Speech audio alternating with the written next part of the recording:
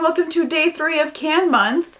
Today I'm going to be talking about The Electrical Field by Kerri Sakamoto, which is a beautiful book in more ways than one. This book is set in suburban Toronto in the 1970s, and it's about how a murder and the legacy of Japanese internment disrupt the lives of all the people in this community. Our narrator is Asako, who lives with her ill and bedridden father and her little brother. The murder that her and the rest of the community are dealing with is the death of her neighbor Chizako, who is found dead in a park with her lover and person she was having an affair with. A big part of this story is memory. It's a huge part of the book as she's thinking back to all the interactions she had with Chizako and acting as her unwilling confidant, and at the same time she's struggling with the memory of what happened to her other brother when they were children, and how he died when they were kids, when they were forcibly living in an internment camp in the Rockies. In the present, she's dealing with being another unwilling confidant to a girl named Sachi who lives across the street from her, who is very wild and rebellious and is also engaged in a secret romance. Another theme or layer in this story is the legacy of Japanese internment camps, not only dealing with family trauma and generational trauma, but newer discussions surrounding redress, as one of her neighbors is trying to get her and other community members involved. She's being unsettled by the rage at internment and at the Canadian government by her neighbor and her father, but she has little involvement in the redress meetings. And she doesn't like the sentiment that her neighbor is bringing up with the idea that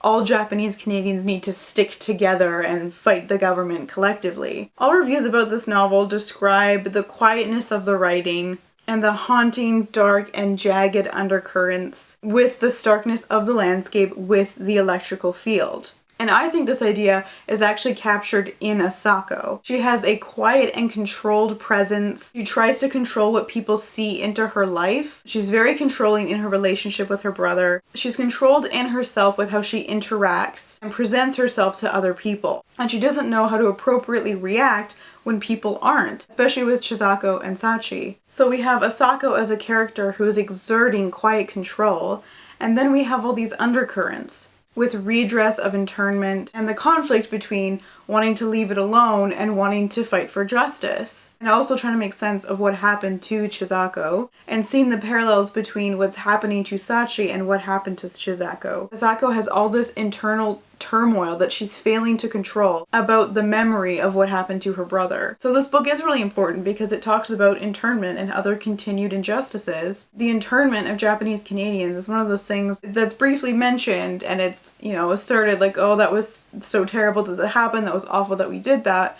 but without ever really talking about why and how this happened. There's also two things about this book that I'm going to link down below. The first is a written review that I found of the book, and I just thought it was interesting because it kind of goes into more detail about how the book was published and the ideas of what we see authentic storytelling to be, especially when it comes to issues of race. And the other thing is a video that I found. This is a video that someone did where she talks about important Asian North American literature. One of the books she talks about is Obasan by Joy Kogawa, and that is quite a famous book in Canada. It is about Japanese internment. It's something that was cited in the government's official apology for Japanese internment, so it's a very powerful book. She talks about how this book can actually be seen as a response to Obasan because it is talking more about the legacy of it in the 70s as opposed to when it was actually happening. And Joy Kogawa actually does have a blurb on the front, and she says, "A haunting, harrowing tale that illustrates more powerfully than polemics the ravages of history on hearts and lives." And I would say that she is correct.